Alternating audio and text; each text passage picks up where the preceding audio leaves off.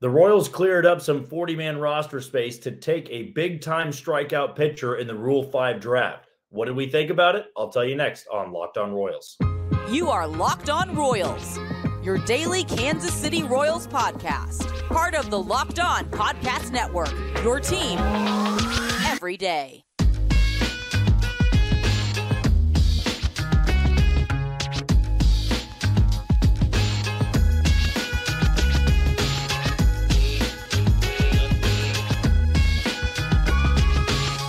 Thank you for tuning in to another edition of Locked On Royals on the Locked On Podcast Network. As always, I am your host, Jack Johnson. You can follow me on Twitter at JohnnyJ_15. That's at JOHNYJ_15. We're also live on TikTok and we're live on Instagram with the same handles of at @LockedOn_Royals. Very easy to find us if you're looking for downloading the podcast. You can do that on Spotify, Apple Podcast, Amazon Music, Google Podcast, and you can find us on YouTube. Just be sure to hit that follow button and subscribe.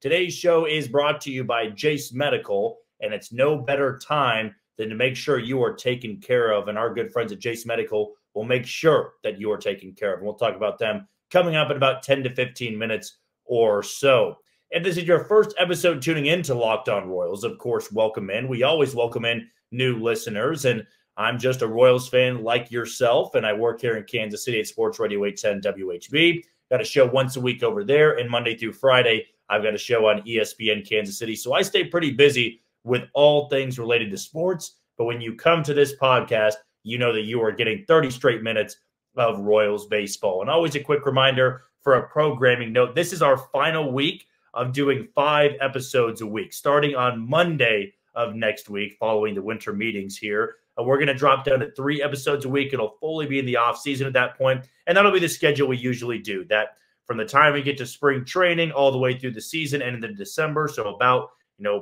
pretty much the entire year, going February-ish to December, we go 5 episodes a week, and then usually in December and January, we take some time off, only 3 episodes a week, but that won't be till next Monday. For the next 3 days, we're still going to have you covered with all these things regarding the winter meetings. And today is going to be a much better podcast, a much more lighthearted, a positive podcast. Yesterday, if you tuned in, it was a very viewed podcast, a very downloaded podcast, and not really shocked by that, not trying to toot my own horn or be cocky about it. But we all knew after the fiasco of the MLB draft lottery that a rant was coming. In fact, I teased a rant would be coming if the Royals picked outside the top 3. And not only did they pick outside the top 3, they didn't pick outside the top 5. They got the 6th overall pick in the MLB draft lottery. So I'm sitting here on a Tuesday night just not feeling good about the direction of this offseason. The Royals had been relatively quiet. They still had a full 40-man roster, so I wasn't sold that they were going to make any moves in the Rule-5 draft. Everything about it just felt, negative to me. Felt like a dark cloud was hanging over the organization, which if you've been watching this team over the last 5 to 6 years, it's like a giant, massive dark cloud that always has thunderstorms, lightning storms, and hail and rain. And what's new? Right, you get unlucky in the draft lottery and 2 teams in your own division are going to be picking ahead of you in the 2024 Major League Baseball draft. But there was some more positive momentum, I will say. Once the sun rose again, it was a brand new day. It was a fresh day in Nashville. The winter meetings were continuing. The Rule-5 draft was going to happen. You just felt like the Royals were in for better news. You just felt like something had to go your way, right? If you endure what happened on Tuesday night, then you're going to be rewarded just a little bit on Wednesday. And I think the Royals, for the most part, had a productive day. And I am, for one, excited about what these next 2 days have in store. I am very, very entertained to see how this goes down all the way up until Friday. Because if you haven't been following along, and I do urge you to go follow me on Twitter at JohnnyJ_15, feel like I've been pretty on top of it and covering everything about the Royals at the winter meetings, with the Rule-5 draft, with the draft lottery. But there's been a lot of smoke around the Royals, and I think more than I originally thought. We're going to talk about that a little bit later on in the show, but the Royals made some moves this morning. They ended up trading Dylan Coleman following his dismal season in 2023 to the Houston Astros for a lottery ticket kid, and it was really just to clear up a 40-man roster spot. Now, anytime you get a lottery ticket kid, I don't care if it's Dylan Coleman, I don't care if it's Edward Olivares, I don't care if it's Michael Massey. Lottery ticket kids for guys that aren't really good contributors at the big league level, they're worth it. It's better than a cash grab, and I think getting cash in general for Dylan Coleman would have been just fine. But, you know, I think I was waiting to see what type of move the Royals would make because the Rule-5 draft was about an hour away. And I know I could be lying about this, but I'm being brutally honest. I was sending a tweet of, looks like the Royals aren't going to make any 40-man roster moves, and they had plenty of candidates that they could have DFA'd, traded, moved on from, and you're not going to have to worry about them catching on or succeeding elsewhere. Well, the Royals felt like Dylan Coleman was somebody they could get some value for. They got a lottery ticket guy, didn't take up a 40-man roster spot, and then you had them go and take somebody in the Rule-5 draft. And they went after Matt Sauer, who came from the New York Yankees organization, a big-time strikeout pitcher that spent the majority of last year in AA. And now with the way the Rule-5 works, he is going to immediately join the Royals' 26-man roster. So that's basically a free agent acquisition. And they also made a move way, way earlier in the morning for Dan Altavilla, a guy that hasn't pitched in the bigs since 2021, but he was electric for Seattle and San Diego for the better part of 2018, 19, 20, and 21, but then missed the last 2 years with injuries, was pitching overseas, was pitching in the Dominican Winter League, and his velo's back up to about 98, 99 miles per hour per John Heyman. Royals gave him a minor league deal with an invite to spring training. Never going to scoff at a minor league invite, especially when guys have upper 90 stuff. But that was the first move. And they trade Dylan Coleman, get a lottery ticket kid. Then they use one of their picks in the Rule-5 draft to acquire Matt Sauer. Now, they also were somewhat active in the minor league portion of the Rule-5 draft, picked up about 4 or 5 guys, a former Wichita State Shocker, a former second-rounder from the 2018 draft. But these are all guys that are just going to provide you depth, I think, at the minor league level. But Matt Sauer, that's a different story here. And I think that's a guy that you're going to be wanting to hear about in today's podcast episode. As I said, big strikeout numbers. He doesn't run it up upper 90s, but he's got pretty good command, a wipeout type of slider, sweeper, curveball pitch that he uses. And he struck out over 90 guys in less than 80 innings this year, less than 75 innings, in fact. And he's even somebody that notched a record back in 2019. He struck out 17 guys over 8 shutout innings with no walks. So he can really get the swing and miss. And I think the Royals looked at him and said, here's somebody that can easily translate to our bullpen. We're not asking for a high A guy or a low A guy with big-time stuff to make that jump because that would be rather difficult. You have somebody here like Matt Sauer, who's going to be blocked in New York. He's still relatively young, going to turn 25 here pretty soon, I believe before the end of the month. And you got a 25-year-old piece for your bullpen. It does not mean that he is a lock for this roster. He's still got to go pitch well in spring training. But with the Rule-5 draft, when you commit to somebody like that, they do have the upper hand because you don't want to send them back to the organization. Now, when you look at her, you just break it down from a very easy standpoint here. The Royals basically traded Dylan Coleman for a lottery ticket and Matt Sauer. And Matt Sauer, I think, was going to take that spot of Dylan Coleman anyway. Now, there were people saying, well, watch Dylan Coleman go and become a star for Houston. Here's where I'm at whenever a contender like a Houston or an Atlanta gets a Royals bullpen pitcher. It's possible they succeed. But you're telling me right now the Houston Astros, a multiple-time World Series champion, an American League champion, is saving a bullpen spot for Dylan Coleman? I would be pretty shocked if they were. Now, he was working out at Tread Athletics. Maybe he improves by spring training. But again, I'm not sold on it. If it's Tampa, that's a different story. That's the same thing with Coar and Dylan Coleman. You go to Tampa, I'd be alarmed by it because, one, they always turn struggling pitchers into studs, but they also don't spend any money. Okay? They do not believe in spending a lot of money in free agency. They are a very low payroll team. Atlanta and Houston, they want to go spend. So that's why I wasn't worried when Jackson Coar went to Atlanta and now Seattle, or Dylan Coleman going to Houston. They got hundreds of Dylan Colemans over there. And they're not going to save a spot for a guy that had an ERA in the double digits last year for Kansas City and lost a lot of his velo and couldn't throw strikes. But Matt Sauer is going to be joining this bullpen in Kansas City. I think it was a great pick. That's a prospect guy that everybody was pretty high on. Big strikeout guy. He's not a big strikeout, low command type of guy. I think it's a really good fit for this bullpen. And now you can see it coming into shape a little bit.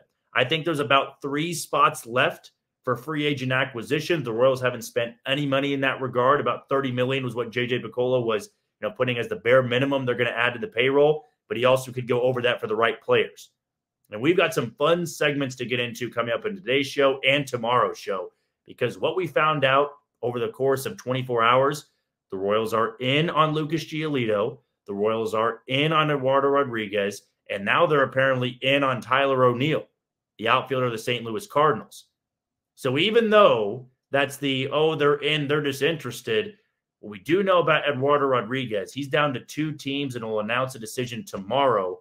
And it was reported on LB Network the Royals were in. So are they one of those 2 teams? We'll be dissecting that later on in tomorrow's show, depending on where he goes up. But the Royals are shooting pretty high. And the fact they haven't spent any money, that bullpen's coming into shape, and they keep hammering the point of pitching,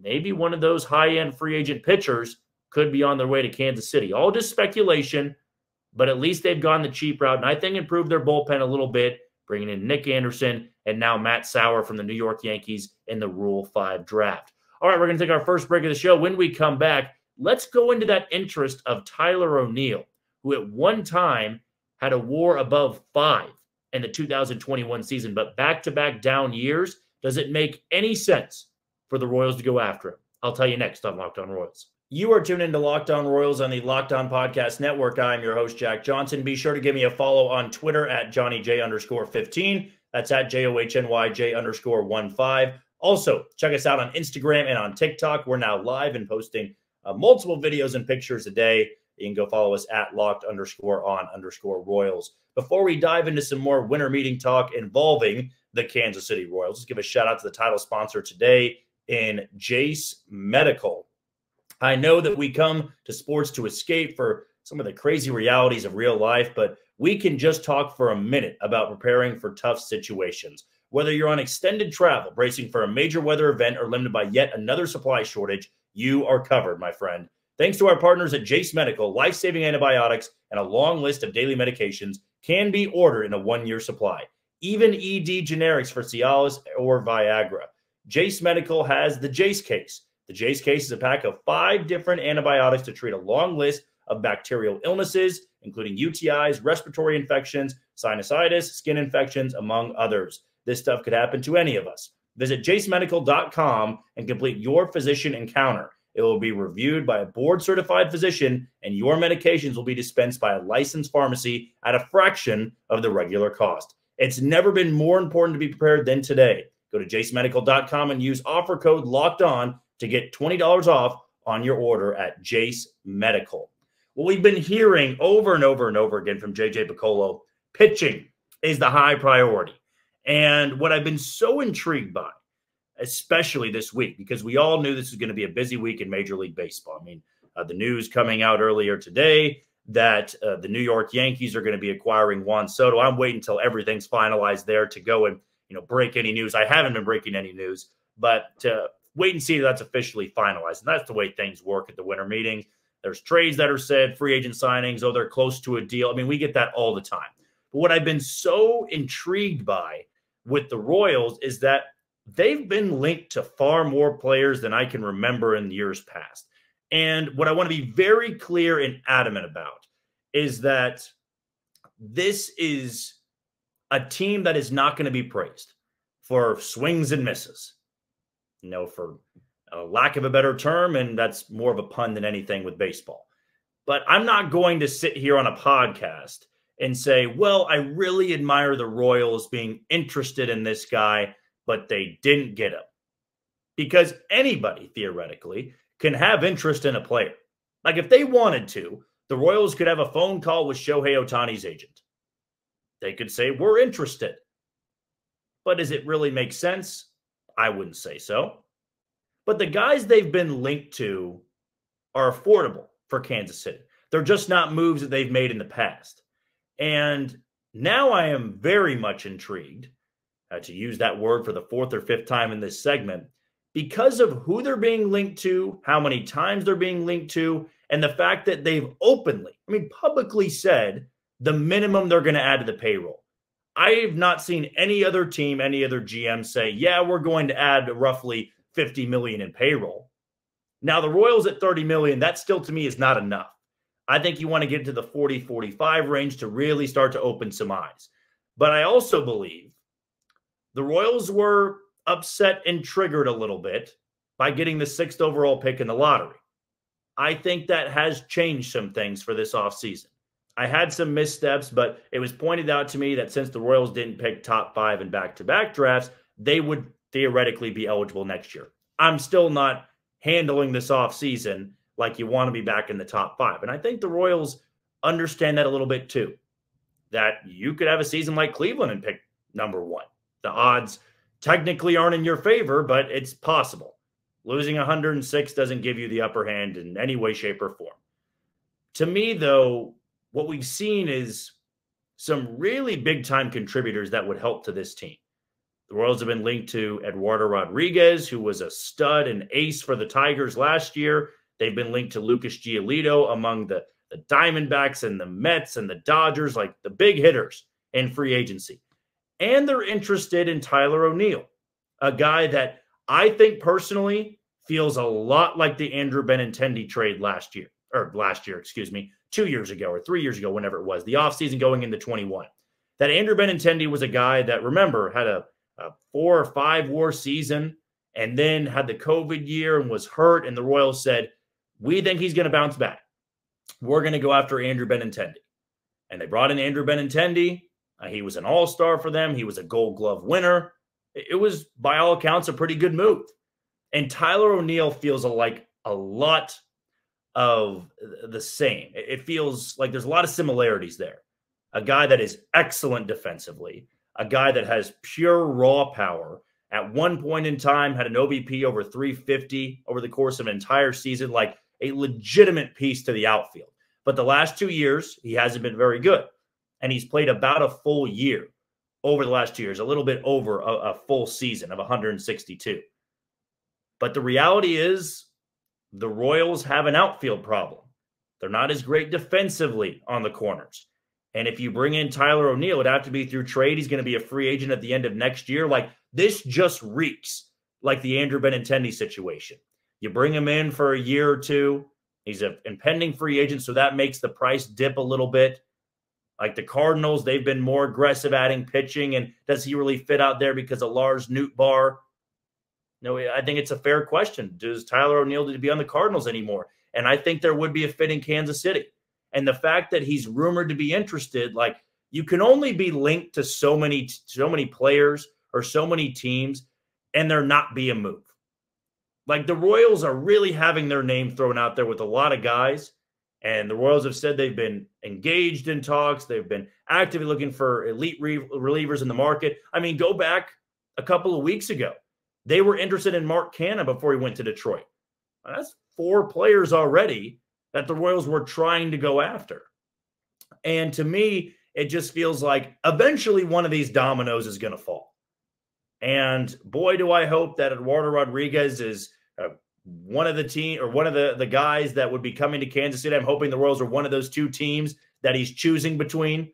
I'm not going to make any predictions, but the fact they're even mentioned on MLB Network that they're in, and they're in on Giolito, like, you tell me across the American League Central, you haven't heard anything about the Twins. You haven't heard anything inside with the Tigers, except for signing Kenta Maeda. The White Sox were linked to Whit Merrifield. I think it was reported today by John Heyman.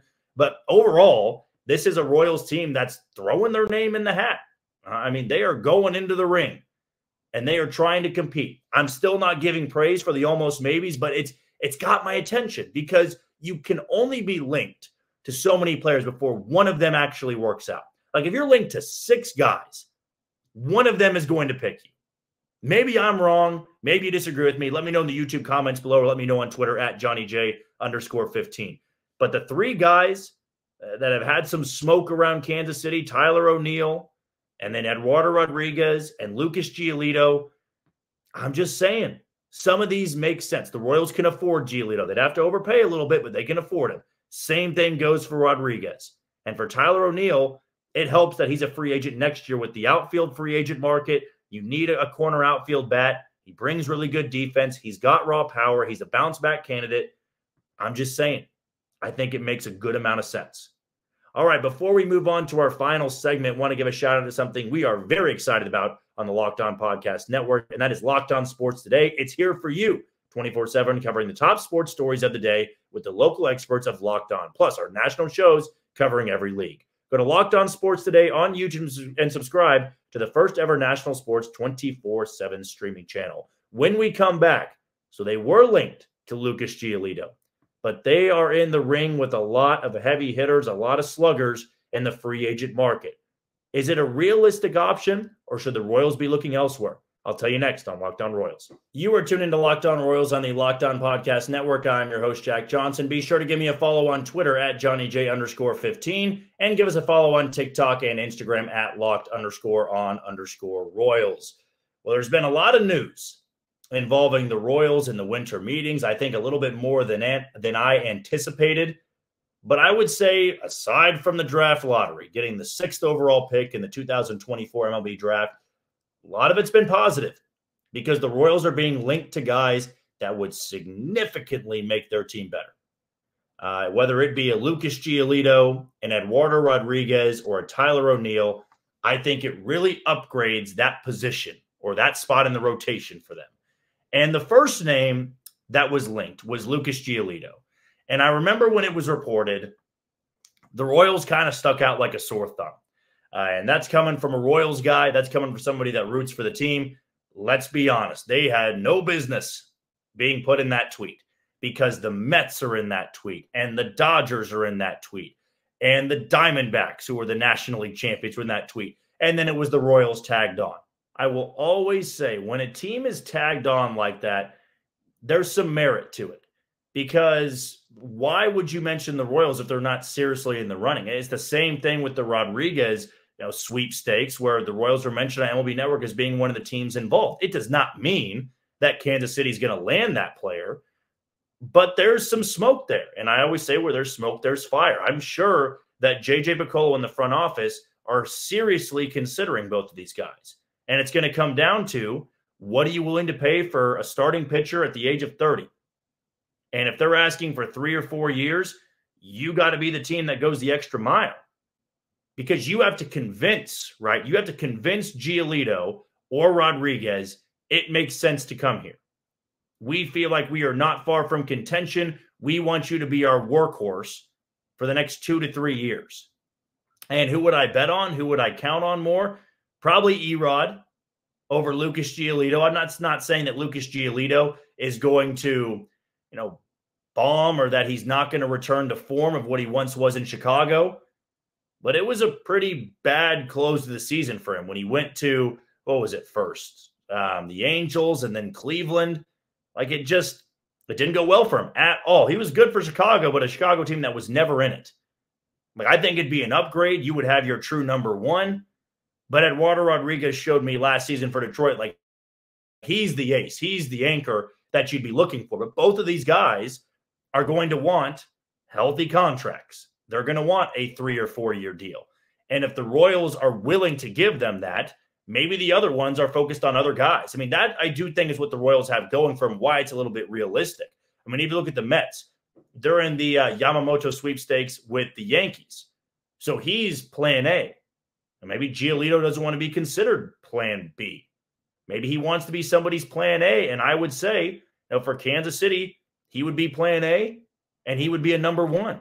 Can you say the same about everybody else? I mean, I'm sure that's something they're factoring in. Would Eduardo Rodriguez love to pitch for the Dodgers or for the Yankees? Probably. But you're not going there to get ace money. You're not going there to be a number one. If there's any selling point on that, you could be the one to do it. Hey, we can give you number one money to come be our number one. The Mets aren't going to do that. Even the Diamondbacks aren't going to do that. They have Zach Gallen. They have Merrill Kelly. They've got Brandon Pfaadt. I mean, you could pencil in as the 2 or 3, but right now the Royals have no number one. Both of those guys would be a number one in Kansas City. That could be a selling point. And I'm sure that is what J.J. Picollo and this front office are trying to sell to every free agent. Hey, if you're a bullpen guy and you're debating between coming to Kansas City or you're debating to go to Philly, hey, we can give you high leverage roles. We can give you a 2-year deal where they're going to give you a 1, or we can make you our closer where they're going to put you as their 6th inning guy. This has been a tale as old as time in Major League Baseball, how small market teams, bad teams get free agents. And, I've been commented on this before on Twitter of, nobody wants to come here. Nobody wants to play for the Royals. But I do think there is some benefits there. I mean, truly, when you are a pitcher, and maybe Giolito or Eduardo Rodriguez takes a 2-year deal. Well, let's say that they just want a 2-year deal, test the market again when they're 32. Not likely, but let's just say it for the hypothetical. They want their numbers to look as good as possible. Well, what you get for the Royals is that 81 games a year, you are pitching in a very pitcher-friendly ballpark. Kauffman Stadium is as deep as any ballpark in Major League Baseball. On top of that, you have an elite infield. You've got an elite shortstop, elite third baseman, elite second baseman, defensively speaking. So that's going to help you a lot if you're a ground ball pitcher. If you're a fly ball pitcher, all right, let's factor in a couple of moves here. Kyle Isbell, an elite defensive center fielder. Let's say for the hypothetical, the Royals go bring in Tyler O'Neill. They trade for Tyler O'Neill. There are 2 pieces out there in the outfield that are elite defensively. No, if I'm a pitcher, no, I'm not signing on to a World Series contender, but I'm getting paid. I'm a number 1, and I've got a really good defense behind me in a pitcher's ballpark 81 games a year. That's going to help my numbers. Then maybe I pitch well enough in the first half, I become an all-star representative. These are all things that free agents factor in. Now, I'm not saying that sells every pitcher, because if that was true, the Royals wouldn't have any issue getting free agents. But it just strikes my interest. It piques my interest, I should say, that the Royals have been linked to 4 or 5 different players, and meaningful ones at that. And they have publicly stated how much they want to add to the payroll. That, to me, is a very important factor. When you put out publicly how much you are willing to spend, that's the bare minimum. Like, if you don't spend $30 million more to the payroll, the fans will have your head on a spike. Because you've lied to them. We want to spend $30 million. Oh, this wasn't the time to do it. No, you need to get better. And now the way the draft lottery is set, losing games is not an option. Even though I was wrong in saying they can't get a lottery pick, there's no reason you should even plan to get a lottery pick anymore. You shouldn't try to factor in the odds anymore. Because if you lose 150 games, I know it's not likely, but if you lose 150 games, second and third place for the worst records would have the same odds as you. I know 150 is not even possible, but you lose that many games, doesn't matter. It doesn't give you 90% odds. Just have a bad record, and you probably won't end up with the number 1 overall pick. This is a year to kind of show what you are willing to do to make this ball club better. By the time I have a podcast tomorrow, I'm hoping we've got some big-time free agent acquisition to talk about, or some big-time trade that had happened. Probably fool's gold, or maybe I'm falling for it, but I'm going to tease it anyway, because that'll dominate our segments tomorrow, whether they do or do not get some of these players. Well, that is going to do it for another edition of Locked On Royals on the Locked On Podcast Network. I've been your host, Jack Johnson, and be sure to give me a follow on Twitter at JohnnyJ_15. Before we go, one last shout out to Locked On Sports Today, our 24/7 streaming channel with our local experts at Locked On, plus our national shows covering every league. Go to Locked On Sports Today on YouTube and subscribe to the first ever national sports 24/7 streaming channel. Until tomorrow, you take it easy, Kansas City.